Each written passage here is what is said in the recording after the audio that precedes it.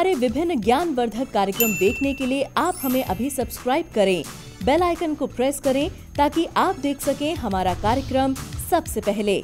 और अधिक जानकारी के लिए फेसबुक पेज को लाइक करना न भूलें। जय मां इंद्राक्षी।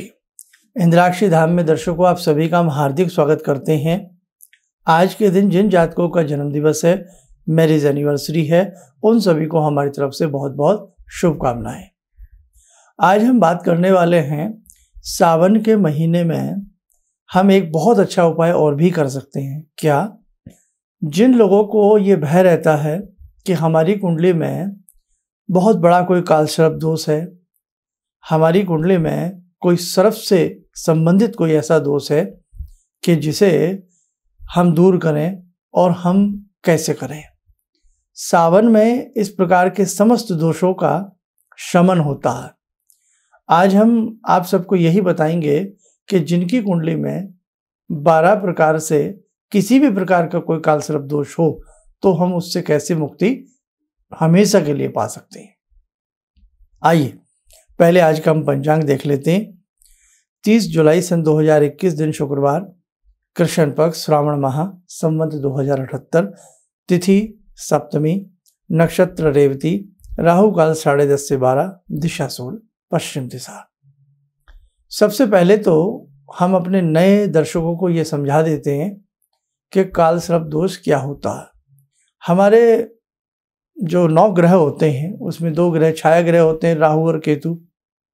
7 ग्रह मेन मुख्य होते हैं। इन 2 छाया ग्रहों की मदद से ही कालसर्प दोष का निर्माण होता है। राहु केतु कभी भी कुंडली में एक साथ नहीं आते। जहां राहु होगा वहां से सप्तम स्थान में केतु होगा, और जहां केतु होगा उससे सप्तम स्थान में राहु होगा। दोनों ही ग्रह उल्टी गति से, वक्र गति से चलने वाले हैं, छाया ग्रह हैं ये। अब देखिएगा, किसी भी कुंडली में राहु और केतु के बीच में सभी ग्रह आ जाएं तो कालसर्प दोष बनता है। आपको हम मेष लगन की एक कुंडली का नमूना दिखा रहे हैं। ये देखिए, ये मेष लगन की कुंडली है। इस मेष लगन की कुंडली में चतुर्थ भाव में राहु है और 10वें भाव में केतु है। इसके समस्त ऊपर की तरफ सभी ग्रह हैं। ये कालसर्प दोष ऐसे होता है। नीचे देखो ध्यान से, कोई ग्रह नहीं है। राहु और केतु के मध्य ऊपर की तरफ सभी ग्रह आ गए, ये कालसर्प बनता है। इसे कालसर्प कहते हैं। ऐसे ही एक नमूना और दिखाते हैं। मेष लगन की ही कुंडली में सेम हमने राहु को भी वहीं रखा, केतु को भी वहीं रखा, समस्त ग्रह नीचे की तरफ आ गए, ये भी कालसर्प बनता है। एक नमूना और देख लीजिएगा। हमने लगन में मेष लगन की ही कुंडली बना रहे हैं। लगन कोई भी हो सकता है, उससे कोई फर्क नहीं पड़ता। मेष लगन की कुंडली में राहु ऊपर है और सप्तम भाव में केतु आ गए आपके। इसके मध्य सारे ग्रह इस साइड में है, देखिए ध्यान से, सारे इस साइड में है, ये भी कालसर्प बनता है। ऐसे ही अगर समस्त ग्रह उस साइड में हो तो भी कालसर्प बनता है। तिरछे रूप में हो तो भी कालसर्प बनता है। एक होता है आंशिक कालसर्प दोष। यदि एक ग्रह बाहर रह जाए तो उसको आंशिक कालसर्प दोष की श्रेणी में गिनते हैं। गहराई तो और भी हैं, लेकिन उसमें हम आपको ले जाना नहीं चाहते। वैदिक ज्योतिष में कालसर्प दोष को नगण्य माना गया है, अर्थात वैदिक ज्योतिष में तो कालसर्प दोष का जिक्र ही नहीं है। लेकिन फिर भी आज बहुत लोग कालसर्प दोष को मानते हैं और ये 12 प्रकार का होता है। हम लोग भी जो वैदिक जन्म पत्रिका आप लोगों की बनाते हैं, हम भी उसमें उसका जिक्र करते हैं। वो इसलिए करना पड़ता है ताकि कहीं और आप कुंडली को बनवाएं या दिखाएं तो कोई आपको ये ना कह दे कि आपको तो कालसर्प दोष है, आपको क्या शर्मा जी ने बताया नहीं। इसलिए हमारी भी ये मजबूरी समझ लीजिएगा हो जाती है कि हम आपको दर्शा देते हैं कि आपको कालसर्प दोष है, और उसका उपाय भी हम अपनी वैदिक कुंडली में आपको लिख करके भेज देते हैं। लेकिन ये बात तो उनके लिए हुई जिनको हम कुंडली देते हैं। हमारे ऐसे बहुत सारे दर्शक हैं जो हमसे जुड़े हैं, लाखों की संख्या में हैं। और ये कालसर्प दोष की कमाल की चीज देखिए, हर तीसरे चौथे आदमी को होता है। इसलिए इसको बहुत ज्यादा तूल नहीं दिया जाता, लेकिन आजकल इसको बड़ा तूल दिया जाता है। बहुत लोग घबरा जाते हैं, डर जाते हैं। तो आइए पहले तो मैं वो बता देता हूँ कि वो 12 प्रकार के कौन कौन से कालसर्प दोष होते हैं, उन्हें आप एक झलक देखिएगा। कालसर्प योग के प्रकार। नंबर 1 अनंत कालसर्प योग, नंबर 2 कुलिक कालसर्प योग, 3 वासुकी कालसर्प योग, 4 शंखनाद कालसर्प योग, 5 पद्म कालसर्प योग, 6 महापद्म कालसर्प योग, 7 तक्षक कालसर्प योग, 8 कारकोटक कालसर्प योग, 9 शंखचूड़ कालसर्प योग, नंबर 10 घातक कालसर्प योग, नंबर 11 विषाक्त कालसर्प योग, नंबर 12 शेषनाग कालसर्प योग। ये 12 प्रकार के योग होते हैं। विषाक्त को कोई लोग विषैला भी कहते हैं, जो विषैला होता है ना, बिल्कुल जहरीला, उस टाइप से, क्योंकि सर्प का जो योग होता है वो इसी प्रकार का होता है। और ये इसमें कुछ सर्पों के नाम भी आ गए, जैसे तक्षक आ गया। तक्षक नाग की आपने बहुत सारी बातें भी सुनी होंगी। अब ये कालसर्प दोष की जो कुंडलियां होती हैं, हालांकि ये जातक बहुत जीवन को अच्छे से गुजारते हैं, ऐसी कोई बात नहीं है, लेकिन आइए मैं आपका समय ना लूं। किसी की भी कुंडली में इन 12 प्रकार के कालसर्प दोष की युति हो या योग हो, बात है एक तरह से। भले ये पहचान में ना आए कि आपको कौन सा है कौन सा नहीं है, लेकिन आपको जैसे मैंने आपको कुंडली बना के दिखाई, इस प्रकार की आपको कुंडली आपकी उसमें नजर आती हो या किसी ने आपको बताया हो, तो सावन का महीना चल रहा है, फायदा उठाइएगा। कैसे? नाग पंचमी भी आ रही है, बहुत शीघ्र नाग पंचमी भी है। और नाग पंचमी से पहले पहले आप क्या करें, जितने भी दिन सावन में बचे हैं उतने दिनों में और कुछ दिन एक्स्ट्रा जोड़ लेना। अब से शुरू करके, सोमवार से शुरू करके, प्रथम सोमवार से शुरू कर लेना, ठीक है। जैसे आज तो दिन शुक्रवार है और सोमवार से इसे शुरू कर लेना। आप सोमवार से शुरू करके 41 दिन लगातार या 40 दिन लगातार शिवलिंग के जो शिव पिंडी होती है 11-21 बेलपत्र चढ़ा देना, 11 अकोन मदार आँख के पुष्प चढ़ा देना, धूप दीप अर्पण कर देना। ऋतु फल मिल जाए तो ऋतु फल चढ़ा देना। भाई मिल तो सबको जाता है, लेकिन कई बार हम बाजार से नहीं ला पाते ऋतु फल।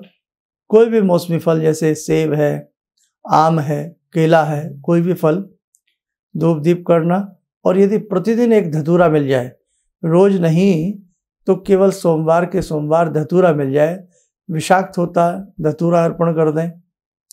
और यदि कहीं से आपको विजया के पत्ते मिल जाएं तो विजया के पत्ते चढ़ा दें। बस ये चीज आप रोज चढ़ाइए।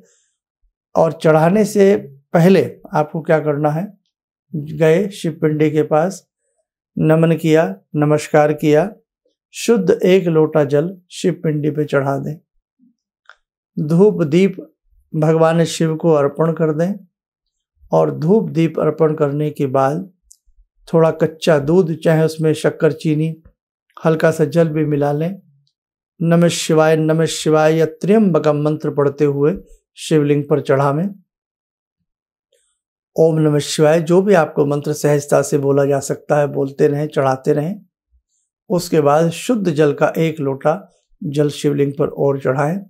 उसके बाद फिर बेलपत्री है ना, धतूरा या धतूरे के पत्ते, विजया के पत्ते, ये सारी चीजें, अकोन मदार आँख के पुष्प आदि भगवान शिव पर चढ़ाएं। फूल हो कोई आपके पास घर में हो, गमला में कहीं भी 1-2 फूल भगवान शिव पर चढ़ा दें। नमन नमस्कार करके वहीं कहीं कोने में बैठ जाएं। व्यवस्था बैठने की ना हो या खड़े होने की भी ना हो। सावन में थोड़ा भीड़ भाड़ सी भी कई बार ऐसी हो जाती है। नहीं तो घर आकर के 11 माला ओम नमः शिवाय की या नमः शिवाय की, लेकिन 1 माला मृत्युंजय मंत्र की जरूर पढ़ें। त्र्यंबकम यजामहे सुगंधिम पुष्टिवर्धनम उर्वारुकमिव बंधनान मृत्योर्मुक्ष्य मामृतात्। 1 माला प्रतिदिन करें। 40 दिन का ये कर्म है, छूटना नहीं चाहिए। और जब 40 दिन पूर्ण हो जाएं तो 5 सफेद वस्त्र, 5 सफेद वस्त्र, 5 यज्ञोपवीत सफेद रंग के जनेऊ, कुछ दक्षिणा, सफेद मिष्ठान ब्राह्मण को देवें। और साथ में यदि उस दिन जो मंत्र आपने चाहे प्रतिदिन जो भी मंत्र जपा है शिव जी के, जैसे मेन तो 2 ही मंत्र आपको जपने हैं प्रतिदिन, ओम नमः शिवाय पुरुष जपें, नमः शिवाय पंचाक्षरी मंत्र की 5 माला प्रतिदिन महिलाएं कर सकती हैं, त्र्यंबकम मंत्र की 1 माला। इन्हीं मालाओं से यानी कि इन्हीं मंत्रों से ब्राह्मण से यज्ञ करा लें, नहीं तो स्वयं सिंपल तरीके से यज्ञ कर लें और ब्राह्मण को ये सामान दे दें। कोई नहीं ऐसे मिलते हैं तो मंदिर में किसी भी जो भी मंदिर के पुजारी जी वगैरह होते हैं उनको 5 सफेद वस्त्र, सफेद मिष्ठान, कुछ दक्षिणा नमस्कार करके पहले अपना कर्म कर लें सारा। उस दिन भी शिवलिंग पर सारा ये कर्म करना जो बताया है ब्राह्मण को दे दें। माँ बच्चों को निमित्त कर सकती हैं, पिता कर सकते हैं, भाई बहन एक दूसरे के निमित्त कर सकते हैं। इस उपाय को नियम ना टूटे, बस इसमें ये ध्यान रखें। और जैसे भाई हमारे इधर तो दिल्ली वगैरह में सावन शुरू हो चुका है, तो जितने दिन सावन चले उतने दिन तो करना ही करना है, लेकिन इस प्रथम सोमवार से लेके, मतलब द्वितीय सोमवार है वैसे तो ये दिल्ली के हिसाब से श्रावण का, इस सोमवार से लेकर के लगातार 40 दिन आपको बाद तक जाना ही जाना है। और उस दिन यदि संभव हो थोड़ा खीर बना लें और खीर जो है शंभू को अर्पण करके प्रसाद रूपेण वहीं मंदिर में या कहीं भी थोड़ा बहुत बांट दें। ना कोई ले तो वहाँ अपना पुजारी जी वगैरह को दे आए। कैसे से भी कैसा कालसर्प दोष क्यों ना आपकी कुंडली में विद्यमान हो, हम आपसे वादा करते हैं आप करके देखिए, आपके समस्त प्रकार के कालसर्प दोष दूर हो जाएंगे। इसी के साथ साथ नाग पंचमी 13 तारीख की है, ये ध्यान रखना। 13 अगस्त की नाग पंचमी है। नाग पंचमी में आप जो मंत्र प्रतिदिन जपेंगे तो नाग पंचमी के दिन इस मंत्र से जो भी मंत्र आप जप रहे हैं अपने घर में सिंपल हवन भी कर सकते हैं। नाग पंचमी के दिन किसी भी ब्राह्मण को बुला करके अपने घर में नमक चमक विधि से पार्थिव शिवलिंग के द्वारा या नर्मदेश्वर शिवलिंग के द्वारा आप अपना रुद्राभिषेक करा सकते हैं। नमक चमक विधि यदि सबको समझ में ना आए तो साधारण तरीके से नाग पंचमी के दिन अपने नाम से रुद्राभिषेक करा लें। चांदी का एक जोड़ा नाग नागिन का ले लें, बहुत छोटा सा, बहुत हल्का सा, तार जैसा पतला हो, कोई दिक्कत नहीं है। आप ये मत सोचना आधी किलो चांदी लेना है, नहीं नहीं नहीं नहीं, तार जितना पतला चांदी के 2 नाग नागिन ले लें और सफ़ेद कपड़ा ले लें 1.25 मीटर, 1.25 किलो उसमें चावल, चांदी का नाग नागिन, 2 सुपारी उसमें रख दें और सफ़ेद फूल मिल जाए तो उसमें रखें। ओम नमः शिवाय बोलते हुए जल प्रवाह कर दें। यदि ये संभव ना हो, ऐसा जल प्रवाह आपके लिए संभव ना हो, तो वहीं जहाँ शिवलिंग आपके मंदिर में आसपास कहीं है तो वहाँ चांदी के नाग नागिन वहाँ रखाएं और जो प्रतिदिन हमने दूध वगैरह चढ़ाने के लिए बात कही है वो चुका तो कर दें। नाग पंचमी के दिन नाग का जोड़ा शिवलिंग पर चढ़ाया जाता है या फिर जल प्रवाह किया जाता है। तो भी जिसकी जन्म पत्रिका में इस प्रकार की कालसर्प दोष की युति हो हमेशा हमेशा के लिए समाप्त हो जाती है। ध्यान रखें 13 तारीख का शुक्रवार है, 13 अगस्त का, उस दिन की नाग पंचमी है। बाकी नाग पंचमी से जुड़े और भी कुछ उपाय होंगे वो हम आपको समय समय के हिसाब से उस दिन उससे 1-2 रोज पहले बता देंगे। देखो मेरे साधकों, जन्म जन्मांतर तक के अगर किसी को सर्प दोष भी है, किसी की कुंडली में अगर कोई सर्प काटने से युति लिखी है कि इसको सर्प काटेगा और उसकी मृत्यु होगी, मृत्यु अपना बहाना ढूंढ करके आती है जब भी आती है, तो नाग पंचमी में नाग पूजन और शिवलिंग के ऊपर जो नाग लगा होता है उसका पूजन फूल धूप दीप से करना, रुद्राभिषेक करना या नमक चमक विधि से रुद्राभिषेक करना, जन्म जन्मांतरों के नाग दोष को, विष दोष को शमन करता है और दूर करता है। बाकी देखो भगवान शंभू हैं, बेलपत्री से प्रसन्न हो जाते हैं, विषाक्त धतूरे से प्रसन्न हो जाते हैं और विजया से प्रसन्न हो जाते हैं, 1 लोटा जल से भगवान शिव प्रसन्न हो जाते हैं। अब आपकी भावना उनके प्रति कैसी है वो आपको देखना है, ठीक है। तो अब आप ये करिएगा। और कल मैं एक चीज और बताऊंगा, बहुत लोगों की जन्म पत्रिका में चंद्र दोष होता है, चंद्र ग्रहण दोष होता है, मनो मस्तिष्क की शांति भंग रहती है, याददाश्त कमज़ोर रहती है और बहुत सारी चीज़ें। तो सावन में ही चंद्रमा के भी उपाय कर लेने चाहिए। बहुत अच्छा उपाय आपके बच्चों को होगा, आपको लाभ मिलेगा। क्या होगा वो मैं आपको कल के एपिसोड में बता दूंगा। एक होता है बटुक भैरव स्तोत्र। इस पूरे सावन में जो बटुक भैरव स्तोत्र का पाठ करता है, अगर उससे ज़्यादा कुछ नहीं होता तो वो केवल अपने घर में ओम नमः शिवाय की या नमः शिवाय की 5 माला जपे और बटुक भैरव स्तोत्र को प्रतिदिन 5 बार 40 दिन लगातार कर ले, तो भी कैसी से कैसा काल सर्प दोष क्यों ना हो, उससे उसकी मुक्ति हो जाती है। आप ये मत सोचें कि कहीं जाकर के हम इसकी मुक्ति करावें। एक दिन में अगर एक तरफ तो इसको हम इतना बड़ा दोष मान रहे हैं, हम नहीं मानते वैदिक ज्योतिष वाले, अगर एक तरफ इसको इतना बड़ा दोष मान रहे हैं तो मेरे भाई ये एक दिन में दूर भी नहीं होगा। कम से कम 40 तो इसके लिए करना पड़ेगा। 40 दिन तो पूरे करने पड़ेंगे आपको। पूरा सावन भगवान शिव को भजिएगा और भगवान शिव के ही गले में भुजंग पड़े होते हैं, सर्प पड़े होते हैं, है ना। तो जो भगवान शिव शंकर की उपासना सावन में कर ले तो उसे भुजंग से, सर्प योग से, सर्प दोष से, काल सर्प दोष से डरने की आवश्यकता नहीं होती है। आइए समय हो चला आज की ध्यानमाला का। आज की ध्यानमाला में जुड़ते हैं महाशंभु शिव शंकर से। ओम आत्मा त्वं गिरिजामति सहचरा प्राणा शरीरं गृहं पूजा ते विषयोपभोग रचना निद्रा समाधिस्थिते संचारा पदयो प्रदक्षिण विदेः श्रोत्राणि सर्वागिरो यद्यात् कर्म करोमि तद्दखिलं शम्भोस्तवाराधनम्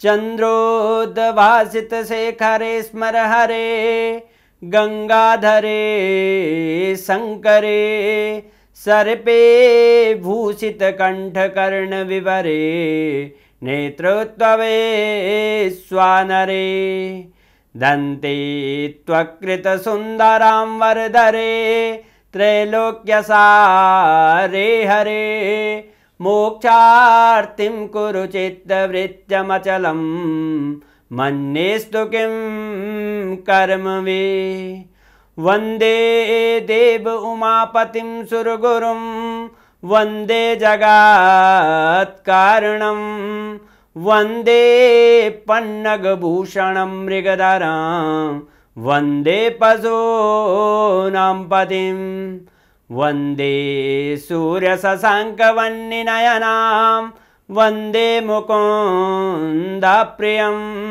वन्दे भक्तजनश्रयं च वरदां वन्दे शिवं शङ्करम् ओम कर्पूरगौरं करुणावतारं संसारसारं भुजगेन्द्रहारं सदा वसन्तं हृदयारविन्दे भवं भवानी सहितं नमामि भवं भवानी सहितं नमामि। कवच बना लें, ध्यान करें, शिव शंभू का शुभ आशीष हम सब के ऊपर बरस रहा है।